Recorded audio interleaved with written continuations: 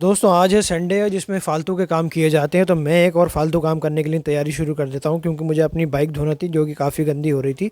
2 दिन से तो मौसम भी ठीक होने लगा है, नहीं तो इससे पहले काफ़ी ठंड हो रही थी सुबह सुबह। बाइक धोने के बाद थोड़ा सा मैं करता हूँ नाश्ता करने के बाद जो है मैं रेडी होने लगता हूँ क्योंकि मुझे जाना था एक छोटे से फंक्शन में। कुछ भी कहूँ, महीना तो अभी जनवरी का है लेकिन ठंड जो है वो थोड़ी सी कम हो चुकी है 2 दिन से, और मुझे जाना था कम से कम 5 या 6 किलोमीटर दूर एक फंक्शन में। फिर वहाँ पहुंच कर मैंने खाया खाना खाने के बाद थोड़ा सा मैंने ये मीठा ट्राई किया। अब मैं मीठा खाना ज़्यादा पसंद नहीं करता लेकिन मुझे दिख गया तो मैंने खा लिया, थोड़ा सा ये गर्म था। और उसके बाद फिर मैंने पी दोबारा से मीठी कॉफी। आज मुझे लगता है पूरे महीने की शुगर जो है वो पूरी हो जाएगी मेरी। और ये रही वो जगह जहाँ मैं आया था। और उसके बाद मुझे अपने दोस्त का कॉल आ गया, उसके लिए कुछ सामान मुझे खरीदना था। सामान क्या, गैस पेपर कुछ खरीदने थे।